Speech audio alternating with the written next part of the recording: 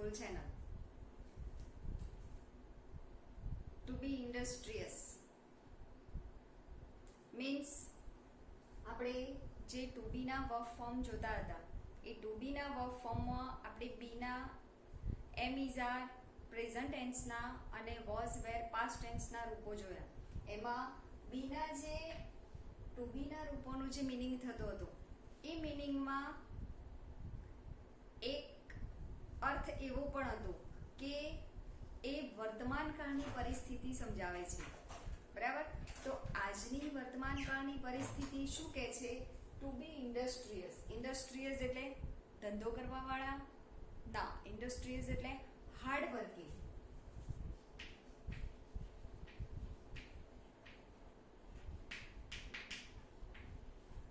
એટલે કે મહેનતુ, પુરુષાર્થ.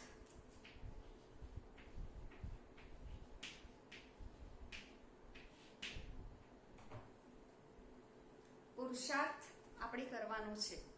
શાની બાબતમાં? મહેનત કરવાની છે, આળસ દૂર કરવાની છે અને એ કરવાની ટેવ પાડવાની છે. ઘણી વખત આપણને એવું લાગે કે મારે જરૂર નથી તો મારે ન કરવું જોઈએ, ભલે હું રોજ કરતો હતો પણ આજે ચાલશે, તો એ પુરુષાર્થ કહેવાય નહીં. જે સતત કન્ટિન્યુઅસ વિથ કન્ટિન્યુઅસ પ્રિઝર્વન્સ જે કામ થાય છે એને પુરુષાર્થ કહેવાય. એક વખત એક રાજા હતો, એને પ્રધાનની જરૂર હતી. એટલે રાજાએ ઢંઢેરો પીટાવ્યો કે જે કોઈ વ્યક્તિએ પ્રધાન બનવાનું હોય, પ્રધાન બનવા માટેની એની લાયકાત હોય એ વ્યક્તિઓ હાજર થાય. એટલે ગામના, એની આજુબાજુના વિસ્તારના ઘણા બધા લોકો પ્રધાન બનવા માટે ત્યાં આવ્યા. એટલે રાજાએ એવી જાહેરાત કરી કે હું પ્રધાન બનવા માટે જેટલા લોકો આવ્યા છે એમની હું એક પરીક્ષા લેવાનો છું અને જે એ પરીક્ષામાં સફળ થશે એને જ હું મારો પ્રધાન બનાવીશ. અને એ પરીક્ષા એવી હતી કે જે પ્રધાન બનવા માટે તૈયાર થાય છે એમને હું એક ઓરડામાં પૂરી દઈશ અને એ ઓરડાને બહારથી તાળું મારી દઈશ અને જે વ્યક્તિ સફળતાપૂર્વક એમાંથી બહાર આવે એને હું મારો પ્રધાન બનાવીશ અને આ શરત જેને મંજૂર હોય એટલા જ પ્રધાન થવા માટે હાજર થાય. એટલે એમાંથી ઘણા બધા લોકો આવ્યા હતા. એમાંથી માત્ર 5 જે બાહોશ હતા, બુદ્ધિશાળી હતા, બહાદુર હતા, એ પ્રધાન બનવા માટે રાજાએ નક્કી કરેલી શરત સાથે સંમત થયા. બીજા દિવસે રાજાએ એક મોટો ઓરડો હતો. એ ઓરડામાં એ 5 પ્રધાન બનવા માટે આવેલા વ્યક્તિઓને પૂરી દીધા અને એમને કહી દીધું કે હું હવે બહારથી તાળું મારું છું. એ પ્રધાનોની હાજરીમાં જ બધા બારી બારણા બંધ કરી દેવામાં આવ્યા અને રાજાએ કહ્યું કે જે આ બારણાની બહાર મેં જે તાળું માર્યું છે એ તાળું ખોલીને, તાળું તોડીને જે બહાર આવશે એને હું મારો પ્રધાન બનાવીશ. એમ કહીને 5ને અંદર પૂરીને રાજાએ બારણું વાખી દીધું. બારણું વાખીને બહારથી તાળું મારતો હોય એવો અભિનય કર્યો અને એવો અવાજ કર્યો. હવે અંદર બેઠેલા જે 5 જણ હતા એમને તો એવું લાગ્યું કે રાજાએ તાળું મારી દીધું છે, હવે રાજાએ બહારથી તાળું માર્યું છે એટલે આપણે તો ખોલી શકવાના નહીં, તોડી પણ શકીએ નહીં, બારી બારણા બંધ છે. રાજાનો ઈરાદો શું છે આપણને ખબર નથી, પણ આપણે કેવી રીતે બહાર જઈ શકીએ? એમ કરીને બધા બેસી ગયા. પણ થોડીક વાર પછી 5માનો જે એક વ્યક્તિ હતો એણે વિચાર કર્યો કે હું બેસી રહીશ તો કેમ ચાલશે? મારે તાળું ખોલવા માટે, રૂમની બહાર જવા માટે પ્રયત્ન તો કરવો જ પડશે, ભલે હું એમાં સફળ થાવ કે ન થાવ. એટલે એને પહેલા આખા ઓરડાનું નિરીક્ષણ કરી લીધું. એટલે એને જોઈ લીધું કે બારી બારણા બંધ હતા, બીજી ક્યાંય એવી નિશાની કે એવું કંઈ સાધન કે એવી કોઈ પરિસ્થિતિ એને દેખાય નહીં કે બહાર જઈ શકે. છતાં પણ એને મનમાં એવા જ વિચારો સતત ને સતત કર્યા કે કોઈ પણ સંજોગોમાં હું મારો બહાર જવા માટેનો પ્રયત્ન, પુરુષાર્થ છોડી દઈશ નહીં, એ હું પ્રયત્ન સતત ચાલુ રાખીશ. એટલે એ ઊભો થયો. એટલે બીજા જે 4 હતા એ એની ઠેકડી ઉડાડતા હતા કે ભાઈ તું બેસી જા, ક્યાંય કોઈ કશી એવી પરિસ્થિતિ છે નહીં કે તું તાળું ખોલી શકે, તારો પુરુષાર્થ નકામો જવાનો છે, તો ખોટી વ્યર્થ મહેનત કરે છે. પણ પેલા જે વ્યક્તિ હતો એણે મનમાં નક્કી કરેલું હતું કે કોઈ પણ સંજોગોમાં હું મારી પુરુષાર્થ કરવાની ટેવ છે એને છોડીશ નહીં, હું મારો પ્રયત્ન ચાલુ રાખીશ. એટલે એને શું કર્યું? બધે જોતો જોતો જોતો બારણા પાસે આવ્યો અને બારણાને એને જોરથી લાત મારી તો બારણું ખુલી ગયું અને સામે જ રાજા ઊભા હતા. રાજા પણ ખુશ થઈ ગયા, પ્રધાન પણ ખુશ થઈ ગયા, અને ત્યાં ને ત્યાં રાજાએ એનો પોતાનો પ્રધાન નિમણૂક કરી દીધો. એટલે કે જે વ્યક્તિ પુરુષાર્થ કરે છે એ જિંદગીમાં સફળતામાંથી ક્યારેય પાછળ રહેતો નથી. આપણે પણ અત્યારે જે પરિસ્થિતિમાં અભ્યાસ કરીએ છીએ એ પરિસ્થિતિમાં આપણે પુરુષાર્થ કરવાની ટેવ જવા દેવી જોઈએ નહીં. મને જેટલા વિદ્યાર્થીઓ આપણી ઉમા સ્કૂલના જોઈ રહ્યા છે એમાં ધોરણ 12માં આસ્થા છે, એનું કામ ખૂબ સરસ છે. ધોરણ 11માં વિશ્વા, વિધિ, કાસાની છોકરીઓ છે, એમનું કામ પણ બહુ વિશ્વાસનીય અને પ્રશંસનીય છે. પણ આવું કામ દરેક સ્ટુડન્ટ્સનું હોવું જોઈએ. જેવો વિડીયો જોવાય છે દરેક સબ્જેક્ટનો, તરત એ વિડીયોનું લખાણ, એ વિડીયોની યાદ રાખેલી બાબત અને એનું હોમવર્ક. બેન ફોટા જુએ કે ન જુએ, સાહેબ ફોટા ચેક કરે કે ન કરે, પણ એ નિયમિત પોતાનું કામ કરે છે. એટલે એમની કરેલી મહેનત એમની જિંદગીમાં અસફળ બનતા ક્યારે પણ રોકી શકશે નહીં. એમ આપણે પણ શું કરવાનું છે મિત્રો? ભવિષ્યમાં સફળતા પ્રાપ્ત કરવા માટે મારે મારા શરીરને, મારા માઇન્ડને, મારી બોડીને પુરુષાર્થ કરવાની ટેવ પાડવાની છે. એ ટેવમાં ક્યારે પણ આળસ આવવા દેવાની નહીં. હું શાળાએ જતો હોઉં તો પણ એ પદ્ધતિથી કામ કરીશ, અને ઘરમાં છું તો પણ એ પદ્ધતિથી કામ કરીશ. ટેસ્ટ આવે તો જ હું વાંચવા બેસીશ એવું આપણે કરીશું નહીં. આપણે જે ઓનલાઈન ટેસ્ટ લઈએ છીએ એ તમારી તપાસવા માટે છે, એવું બતાવવા માટે નથી કે તમને આ નથી આવડતું. શાળામાં જ્યારે પણ ટેસ્ટ કે પરીક્ષા લેવામાં આવે શા માટે હોય?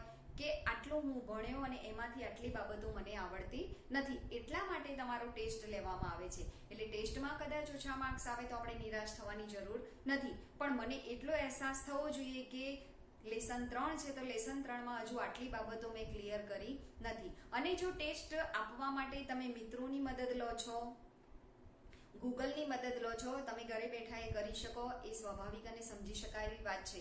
પણ એનો મતલબ એ થશે કે તમે જાતે હાર્ડવર્ક કરવા તૈયાર નથી. અહીંયા તમને મિત્રો મદદ કરશે, કદાચ તમને ગૂગલ મદદ કરશે, પણ જ્યારે મારે મુખ્ય પરીક્ષા આપવાની છે ત્યાં, અને એ વખતે મને જો રિયલાઇઝ થાય બોર્ડની પરીક્ષા વખતે કે આ મને આવડતું નથી, તો એ વખતે એનો કોઈ વિકલ્પ હશે નહીં.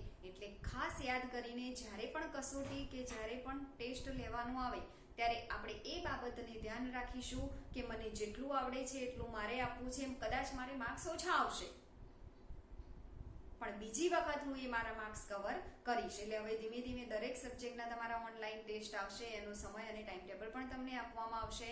પણ હાલ તમારે પોતાની જાતે પુરુષાર્થ કરવાની ટેવ જવા દેવાની નથી. બરાબર છે મિત્રો? ચલો હવે નોટ ખોલો, આપણે આગળ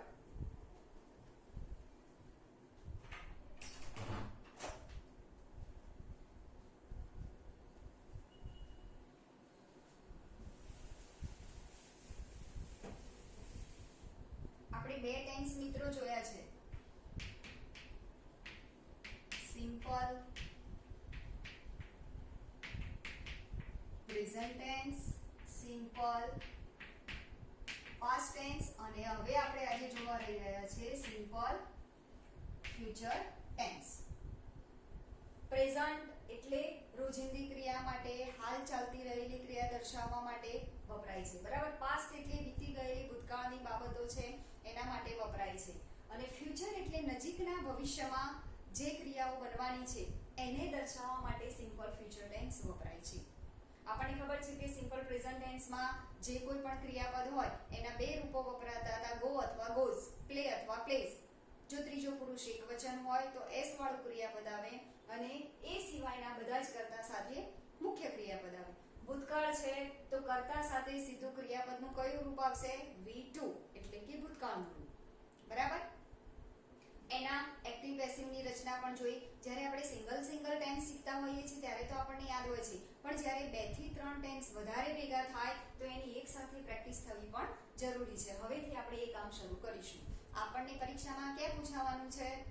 કમ્પ્લીટ ધ સેન્ટેન્સમાં પણ આવી શકે, એક્ટિવ પેસિવ ચેન્જ કરવાનું એમાં પણ આવે, change the tense.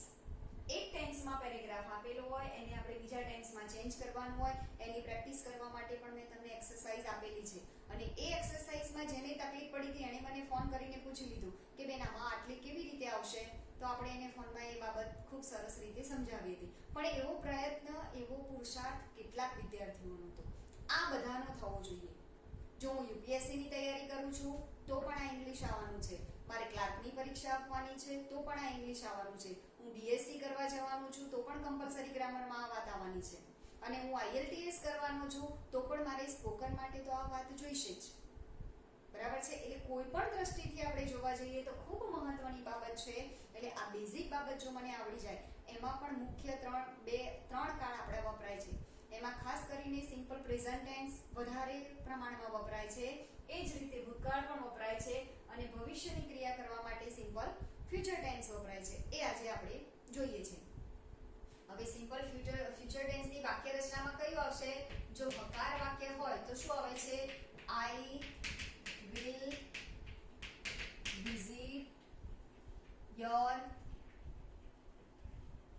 garden next month. બરાબર? તો શું કર્યું આપણે? આઈ કરતા will ભવિષ્યનું સૂચક શબ્દ અને ક્રિયાપદનું મૂળ રૂપ. હું આવતીકાલે next month, next year, next day અથવા તો એનો બીજો એક શબ્દ છે ટુમોરો. બરાબર? આટલું દર્શાવવા માટે આપણે શું આ નિશાની શાની છે? ભવિષ્ય, સાદો ભવિષ્યકાળ સૂચવે છે. I will visit school tomorrow. બરાબર? હવે જો નકાર વાક્ય, આ હકાર વાક્ય છે. નકાર વાક્ય કરવું હોય તો શું લખીએ છીએ? He will not come to my home next day. પછીના દિવસે એ મારા ઘરે આવશે નહીં. પ્રશ્નાર્થ વાક્ય.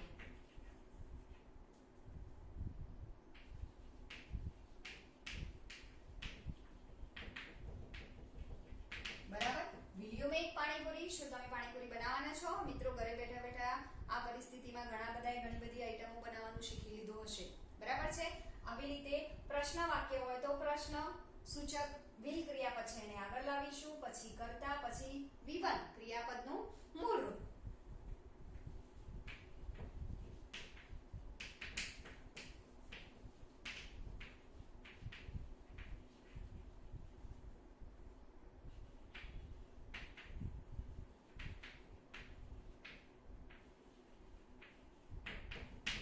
What will you bring for your brother tomorrow? આવતીકાલે તમે તમારા ભાઈ માટે શું લાવવાના છો? Because tomorrow will be his Har birthday. બરાબર? એટલે કે ચાલુમાં આપણે જે પરિસ્થિતિમાં આજ ઊભા છીએ એનાથી નજીકના ભવિષ્યની કોઈ બાબત બતાવવાની હોય તો એના માટે શું વપરાય છે? Simple future tense. વાક્ય રચના પણ બહુ સરળ છે. કર્તા, પછી will અને ક્રિયાપદનું મૂળ રૂપ. નકાર હોય તો નોટ, નકાર ના હોય તો ક્રિયાપદનું મૂળ રૂપ. હવે બીજી વાત આવે છે કે એનું પેસિવ કરવું હોય તો શું કરાય? પરીક્ષામાં આપણું શું પૂછાય છે? કાં તો ચેન્જ કરવાનું પૂછાય અથવા તો એનું પેસિવ પૂછાય. એ આપણે જોઈ લઈએ.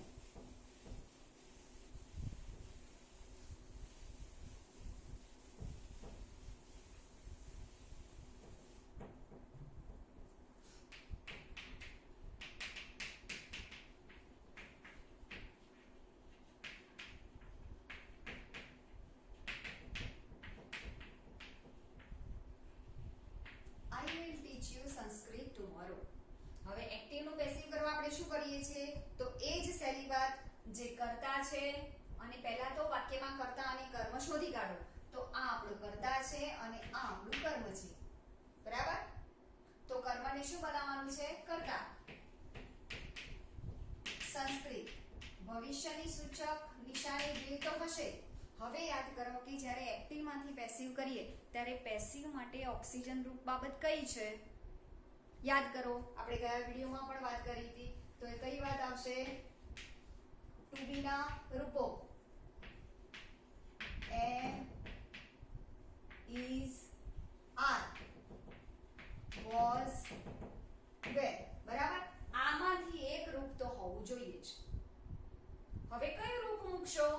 તો અહીંયા ટુ બી પોતે આવે છે. બરાબર? કેટલીક વખત રાજા પોતાની સેના મોકલે યુદ્ધ કરવા માટે, પણ કેટલીક વખત રાજા પોતે પણ આવે, કારણ કે રાજાને ખબર છે કે જો હું માત્ર સેના સાથે કામ કરીશ અને હું નહીં જોઉં તો મારું લડવાનું કૌશલ્ય ધીમે ધીમે નષ્ટ થઈ જશે. એટલે અહીંયા શું આવશે? will be V3 એટલે ક્રિયાપદનું ભૂત કૃદંત.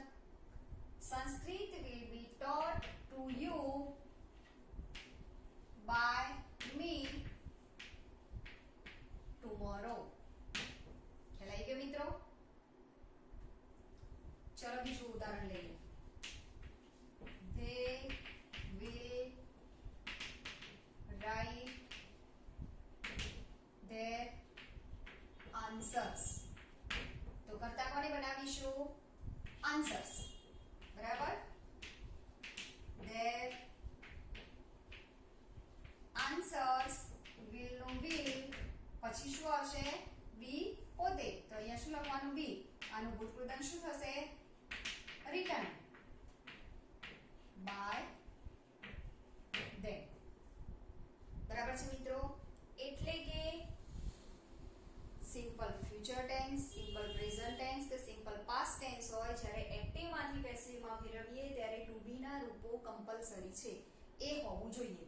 સાથે સાથે જો વર્તમાન કાળ છે તો એમ ઇઝ આર વપરાય, સિમ્પલ પાસ્ટ ટેન્સ છે તો વોઝ વેર વપરાય અને ફ્યુચર ટેન્સ છે તો બી. બાકી બધા સાથે શું આવશે?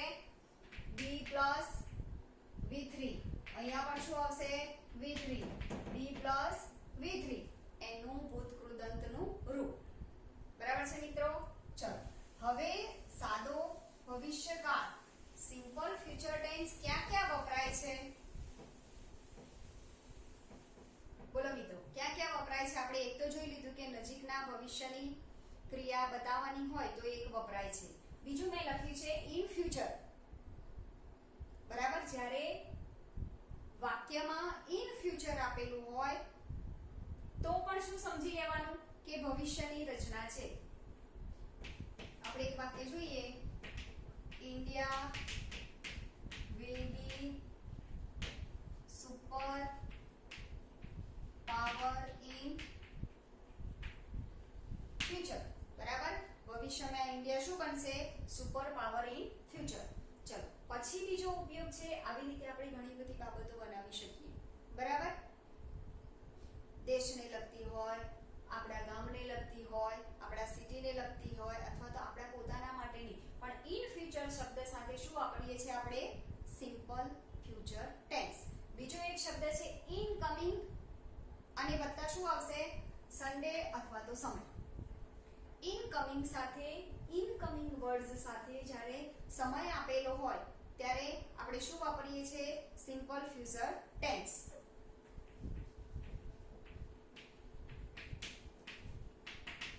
ચલો દાખલા તરીકે નજીકના સમયમાં આપણા ઘરે કોઈ મુલાકાત લેવાનું છે, આવતા રવિવારે આપણા ઘરે કોઈ આવવાનું છે અથવા તો આવતા સન્ડે આપણે કોઈના ઘરે જવાના છીએ તો એ નજીકના incoming Sunday, incoming year, incoming month, incoming Wednesday કોઈ પણ દિવસ તો એમાં my uncle will visit my school incoming Saturday. બરાબર? આવતા શનિવારે મારા કાકા શું કરશે? મુલાકાત લેશે. કોની? મારી શાળાની. પેરેન્ટ્સ મીટિંગ હશે, રિઝલ્ટ આવ્યું નહીં હોય, શાળાની ફી ભરવાની હશે તો કાકા પપ્પા આવી રીતે. એટલે કે ઇન ફ્યુચર. બીજું આપણે શું કહી શકીએ?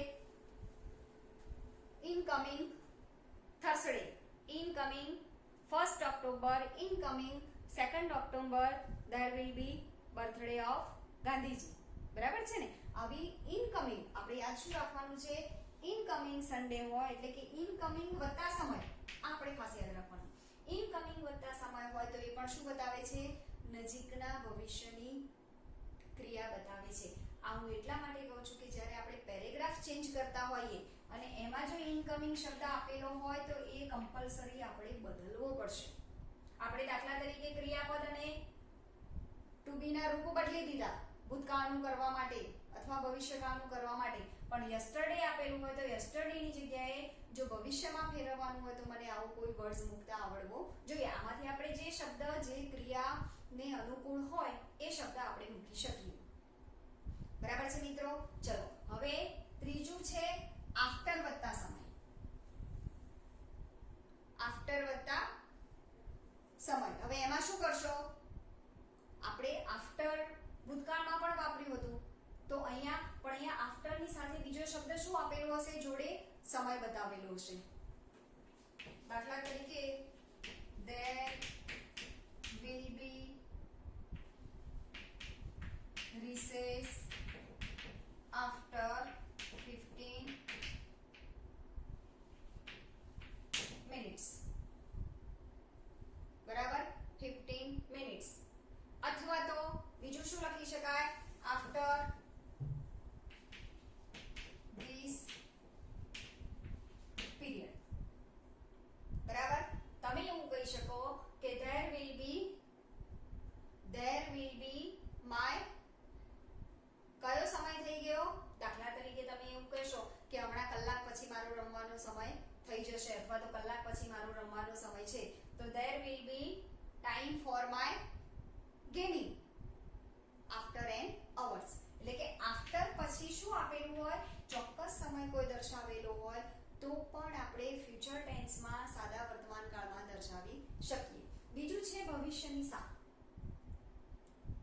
in 2025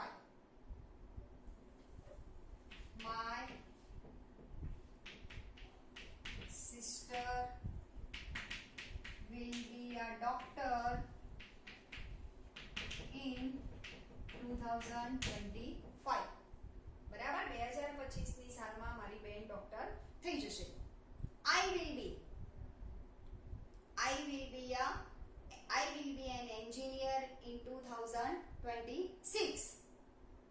My uncle will be an IAS officer in 2030. બરાબર, આવી રીતે નજીકની સાલ બતાવવાની હોય બરાબર તો પણ શું વપરાશે?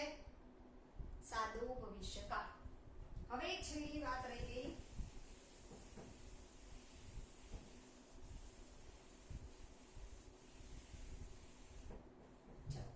ઓર, અધરવાઇઝ આ બધા એક સંયોજક છે જે બે વાક્યને જોડવા માટે આપણે વાપરીએ છીએ.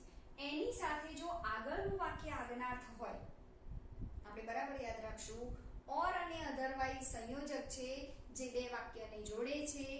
એ બે વાક્યમાં આગળનું વાક્ય આજ્ઞાર્થ હોય તો ત્યારબાદ જે સંભવિત ક્રિયા દર્શાવવાની હોય ત્યારે પણ સિમ્પલ ફ્યુચર ટેન્સ વપરાય છે. હવે આજ્ઞાર્થ વાક્ય એટલે શું? આજ્ઞાર્થ વાક્ય આપણે કોને કહીશું? તો જે વાક્યની શરૂઆત કર્તા વગર સીધા ક્રિયાપદથી થતી હોય તો એને આપણે શું કહીએ છીએ? આજ્ઞાર્થ વાક્ય કહીએ છીએ. દાખલા તરીકે જુઓ, work hard.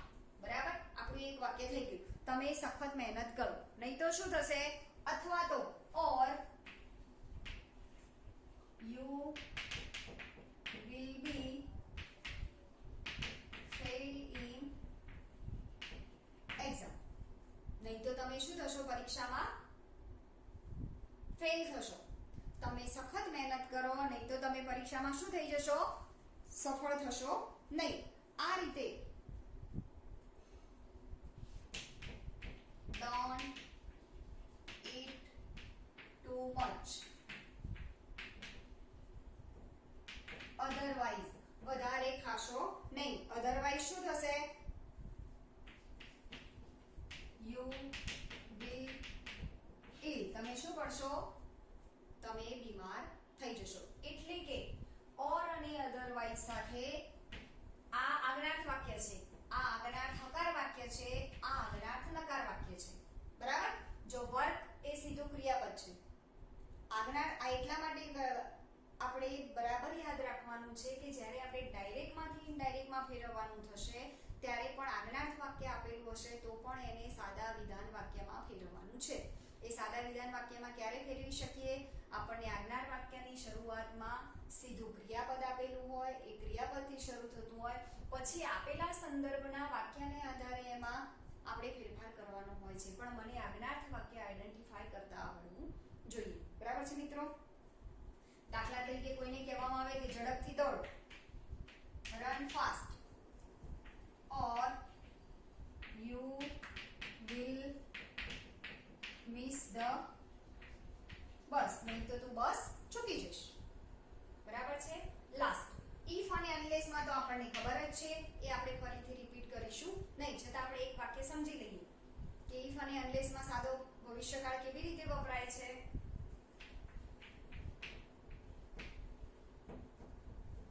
If she invites me, I will come to her party. જો ઇન્વાઇટ્સ સાદો વર્તમાન કાળ, જો એ મને આમંત્રણ આપ્યું હોત તો આઈ વિલ કમ, તો હું પાર્ટીમાં આવીશ. બરાબર ને? એને આમંત્રણ આપશે તો હું પાર્ટીમાં આવીશ.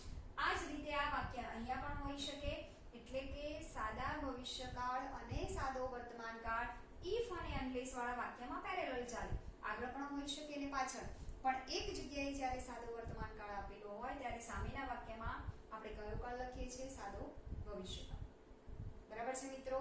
ચલો આટલું બરાબર યાદ રાખી લો. હવે આપણે ત્રણે ત્રણ જે ટેન્સ છે એને એક્ટિવ પેસિવમાં ચેન્જ કેવી રીતે કરવું એક સાથે આપેલા હોય તો એની થોડીક બે ત્રણ વાક્ય લઈને આપણે પ્રેક્ટિસ કરી લઈએ.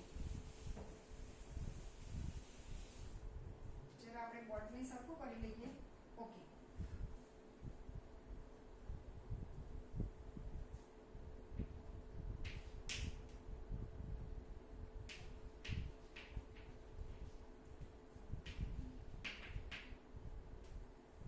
Dhaval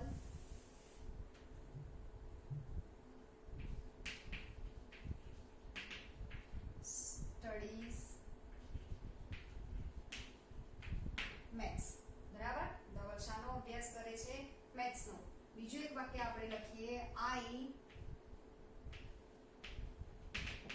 write a poem. ચલો આ કયો કાળ છે? તો આ કયો કાળ છે? Simple present tense. બરાબર છે?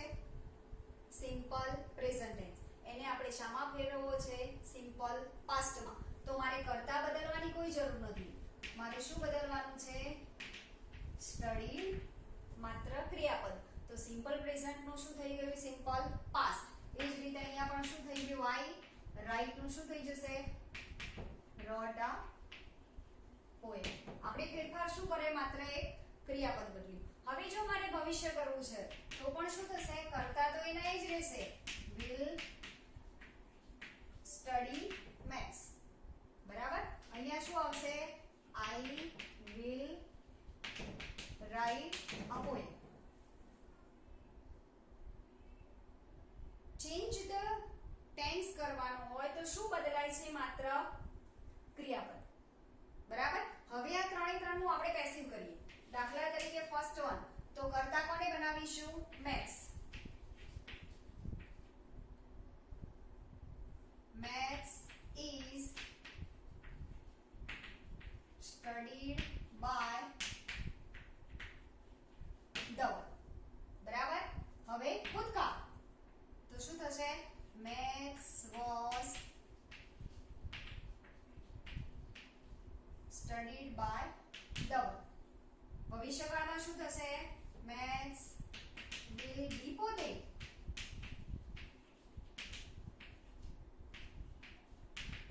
જો મિત્રો ત્રણ જ્યારે આપણે સાથે જોઈએ ત્યારે આપણને સ્પષ્ટ ખબર પડે કે ફેરફાર ક્યાં કરવાનો છે? કર્મ સે, કર્તા એજ.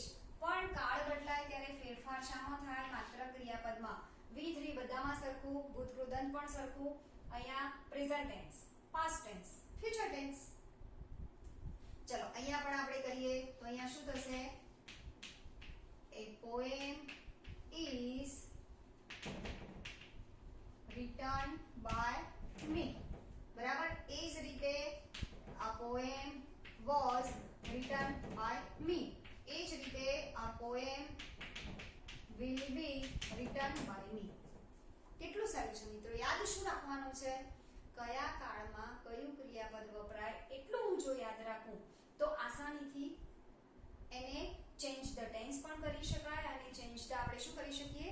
ટેન્સની સાથે સાથે એક્ટિવ પેસિવમાં પણ ફેરવી શકીએ. બરાબર આને સમજી લો અને યાદ કરી લો.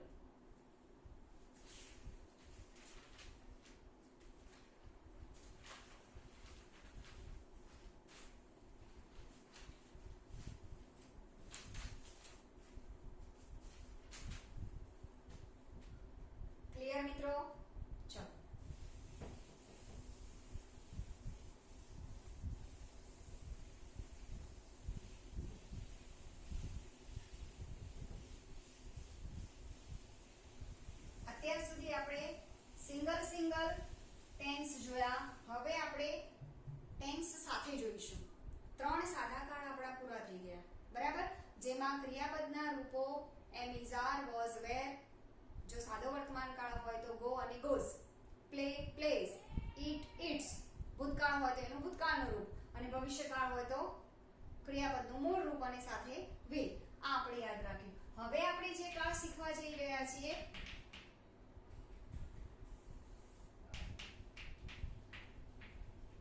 કન્ટિન્યુઅસ ટેન્સ એટલે કે ચાલુ કાળ. જ્યારે આપણે બોલીએ છીએ ત્યારે બોલતી વખતે એ ક્રિયા ચાલુ હોય એને ચાલુ કાળમાં લખાય છે, બરાબર. ચાલુ કાળ ક્યારે ક્યારે વપરાય છે? તો look, look, the bird is flying. Now we are learning English. આવી બરાબર છે મિત્રો. હાલ જ્યારે હું બોલતો હોઉં કે બોલતી હોઉં ત્યારે જે ક્રિયા ચાલુ હોય એ ક્રિયા દર્શાવવા માટે આપણે કન્ટિન્યુઅસ ટેન્સ વાપરીએ છીએ, બરાબર. એ વાત તો આપણને ખબર છે. હવે એની વાક્ય રચના. તો જો પ્રેઝન્ટ છે,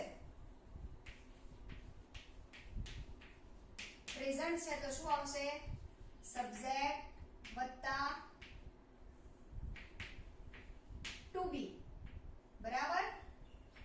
અહીંયા પણ આપણે શું લખીશું? ટુ બી નું રૂપ, પછી વત્તા આઈએનજી વાળું ક્રિયાપદ અને બાકીના અન્ય શબ્દ. હવે સિમ્પલ પ્રેઝન્ટમાં શું આવશે? નાઉ આઈ એમ ટીચિંગ યુ ઇંગ્લિશ. થઈ ગયું? ચલો હવે એને પાસ્ટમાં કરવું હોય તો શું કરશો? પાસ્ટ. તો શું કરશો? I was teaching you English. Clear? Future. I will be teaching you English. બીજા શબ્દ હું એટલા માટે નથી લખતી, તમારે લખવાના છે પણ અલગ પેનથી, બરાબર. તરત હાઇલાઇટ થવું જોઈએ. શું આવ્યું? કરતા. પછી ટુ બી નું રૂપ. તો પ્રેઝન્ટ ટેન્સ છે તો કયું આવશે? એમ, ઇઝ અને આર. જો ભૂતકાળ હોય તો શું આવશે? વોઝ કે વેર. અને ફ્યુચરમાં તો બીજો કોઈ ઓપ્શન જ નથી, માત્ર વિલ બી અને આઈએનજી વાળું ક્રિયાપદ, બરાબર છે. આટલી વાક્ય રચના આપણે બરાબર યાદ રાખવાની છે.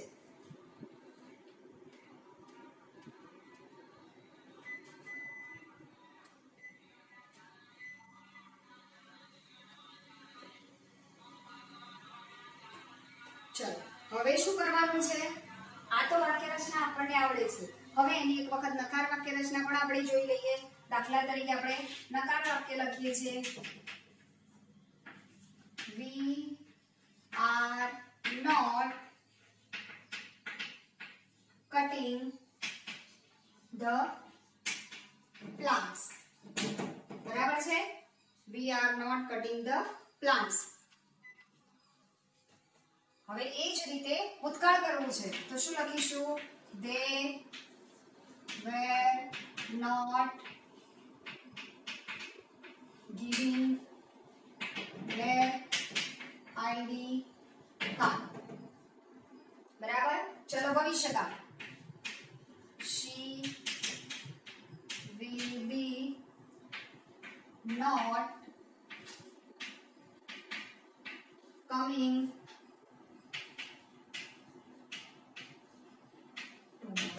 તો શું કર્યું? ટુ બી ના રૂપ પછી નોટ, ટુ બી ના રૂપ પછી નોટ અને અહીંયા ટુ બી પછી નોટ. તો નકાર વાક્ય થઈ ગયું. પ્રશ્નાર્થ વાક્ય કરવું છે. ઇન્ટ્રોગેટિવ સેન્ટેન્સ બનાવવું છે. તો જે ક્રિયાપદ છે એને શું લાવવાનું છે? ક્રિયાપદને આગળ લાવવાનું છે. Is he going to market? પ્રશ્નાર્થ ચિહ્ન. Was I telling you good story? બરાબર. એ જ રીતે પ્રશ્નાર્થ વાક્ય will be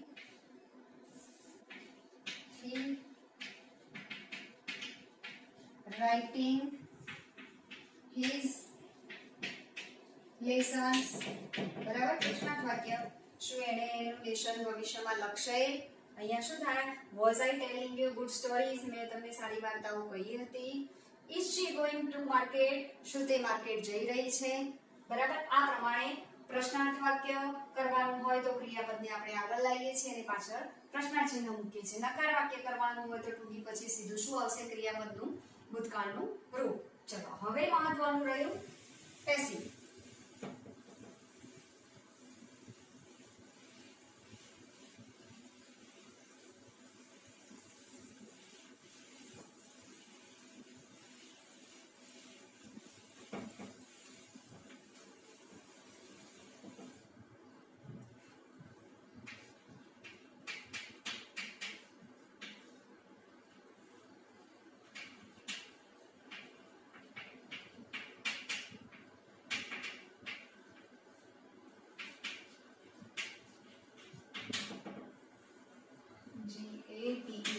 Gate. Look, the peon is closing the gate.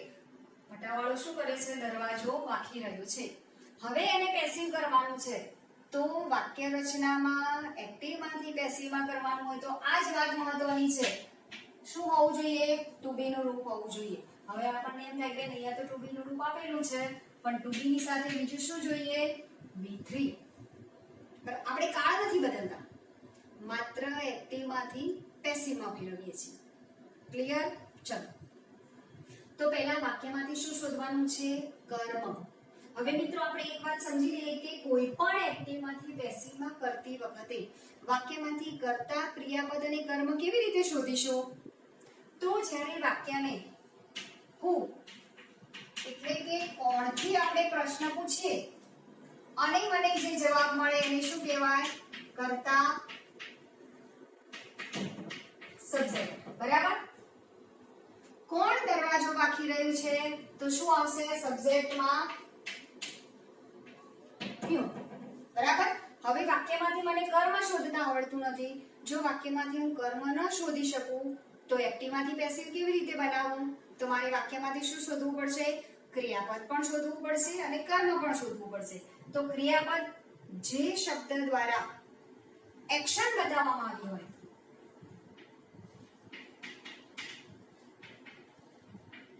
ક્રિયા બતાવવામાં આવી હોય તો એને શું કહેવાય છે? ક્રિયાપદ.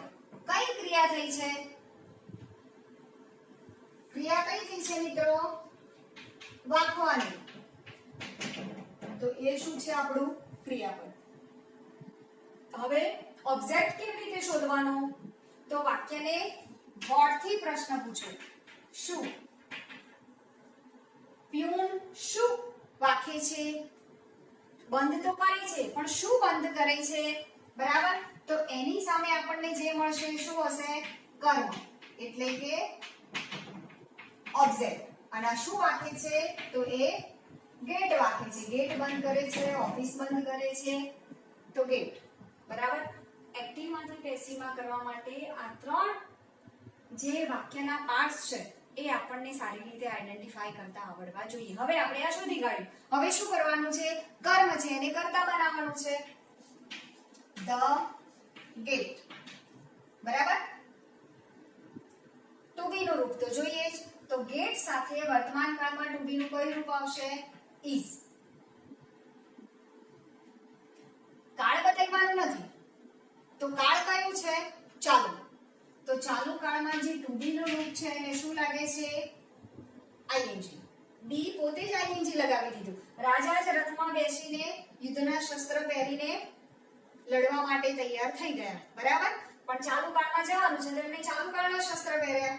જે જગ્યાએ જેની સાથે લડવા જવાનું હોય એ પ્રમાણે રાજાનો પોશાક હોય. બરાબર. અહીંયા ચાલુ કાળ છે એટલે બી એ શું કર્યું? ટુ બી એ રાજા છે, વાક્યનું હાર્ટ છે. બરાબર. એ જેવું પરફોર્મન્સ આપશે એવું બધે જ કામ થશે, એવી બધે જ વ્યવસ્થા થશે. એટલે બીઇંગ થઈ ગયું. હવે બીજું છે V3 તો જોઈએ જ. તો V3 કોનું લખવાનું? કર્તાનું V3 થાય જ નહીં, કર્મનું V3 એ પણ ન થાય. તો બાકી શું રહ્યું? ક્રિયાપદ. તો આ શું થયું? ક્રિયાપદનું V3. by the fume. થઈ ગયું passive? Clear?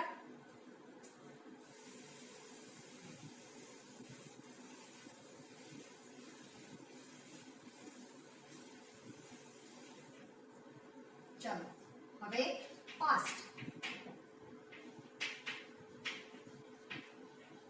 Students were asking their difficulties. બરાબર, વિદ્યાર્થીઓ એમની ડિફિકલ્ટીઓ પૂછે છે. ઘણા બધા વિદ્યાર્થીઓ રોજ પોતાની ડિફિકલ્ટી પૂછે છે. કેમેસ્ટ્રી, ફિઝિક્સ, મેથ્સ, બાયોલોજીમાં પણ અઘરા એમસીક્યુ જાતે સોલ્વ કરે છે અને પછી જેમાં ડિફિકલ્ટી હોય પૂછીને અમારી સાથે ટેલી કરે છે. પણ એવું કેટલાક વિદ્યાર્થીઓ કરે છે. અમારો એવો આગ્રહ છે કે એવું બધા જ વિદ્યાર્થીઓ કરવા જોઈએ. ચાલો હવે આને શું કરવું છે? આપણે પેસિવ કરવું છે.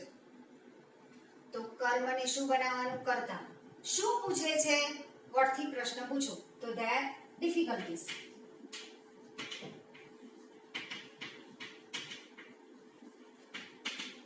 ચાલો કઈ ક્રિયા પૂછવાની? તો આનું શું કરીશું આપણે? Asked.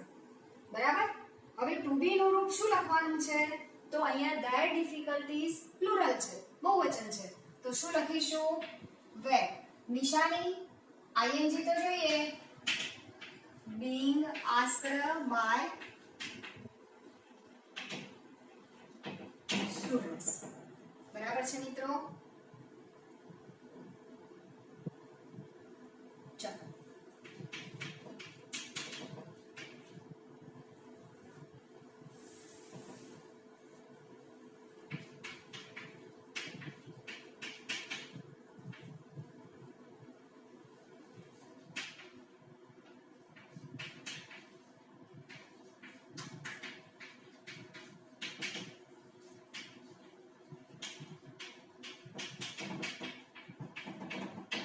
in last lesson, in last video, I was teaching you past tense. બરાબર, મેં તમને past tense હું શીખવતી હતી. હાલ હું જે સમયમાં છું, ગઈકાલે આટલા જ વાગે આટલા સમય હું તમને આ શીખવતી હતી. તો હવે પેસિવ કરવા માટે શું કરવાનું? આ જે સમય છે એ તો એમના એમ જ રહેશે. આ સમય છે એને પણ બદલવાનું નથી. ચલો શું શીખવતી હતી? તો past tense. એને આપણે શું બનાવવાનું છે? past tense. was ક્રિયાપદ તો એમના એમ ભૂતકાળ. being taught to you by થઈ ગયું પેસિવ. બરાબર છે? આ રીતે હવે રહ્યો સિમ્પલ. પ્રેઝન્ટ થઈ ગયું, પાસ્ટ થઈ ગયું અને ફ્યુચર. ચાલો આપણા માટે બહુ આનંદની વાત કહેવાય કે કન્ટિન્યુઅસ ફ્યુચર ટેન્સ નું પેસિવ થતું નથી.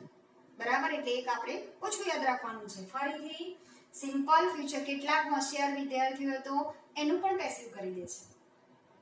કન્ટિન્યુઅસ ફ્યુચર ટેન્સમાં ક્યારે પણ આપણે પેસિવ વાક્ય બનાવવાના નથી.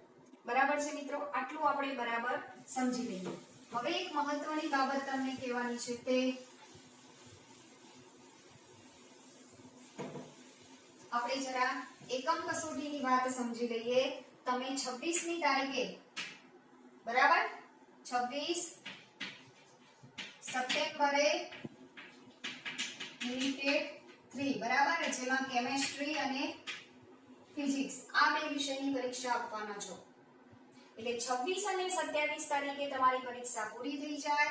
એમાં 28 તારીખનો એક દિવસનો ગેપ આપીને તારીખ 29 અને 30 સપ્ટેમ્બરમાં તમારા બધા પુસ્તક એટલે કે તમે જે ચોપડામાં ટેસ્ટ લખ્યો છે એ ચોપડો શાળામાં જમા કરાવવાનો છે. જો લેટ પડો છો તો એ તમારી આળસ દેખાડે છે, એટલે એવી આળસ આપણે કરીશું નહીં. આગળના જે ચોપડામાં આપણે એકમ કસોટી 1 લખી હતી એ જ ચોપડામાં આપણે એકમ કસોટી 3 ફરીથી લખવાના છીએ. બરાબર? એકમ કસોટી 1 માં પણ આપણે કેમેસ્ટ્રી ફિઝિક્સ એમાં કેટલાક વિદ્યાર્થીઓએ અનુક્રમણિકા બનાવી ન હતી એ પણ આપણે બનાવી લઈશું. ચોપડાના ફર્સ્ટ પેજ ઉપર આપણે શું લખીએ છીએ? નામ, ગામ, રોલ નંબર. હવે ધોરણ 11 ના વિદ્યાર્થીઓને પણ આપણે એમનો રોલ નંબર આપી દીધો છે. તો એમને પણ પોતાનો રોલ નંબર બરાબર યાદ રાખીને લખવાનું છે. બરાબર. બીજું, તમારો જે ચોપડો હોય, ચોપડામાં મિત્રો શું લખવાનું છે આપણે આવું યાદ રાખશું. તમારો ચોપડો છે એ ચોપડાની જે આ સાઈડ છે અહીંયા આપણે કેમેસ્ટ્રી, ફિઝિક્સ કે જે વિષય હોય એ લખી લઈશું અને ધોરણ લખી લઈશું. 11 કેમેસ્ટ્રી, 12 ફિઝિક્સ. બરાબર. આ સાઈડ ઉપર આટલી વાત આપણે બરાબર યાદ રાખીશું. હવે આપણે જે 10 શીખ્યા છે એની એક્સરસાઇઝ શીખીએ.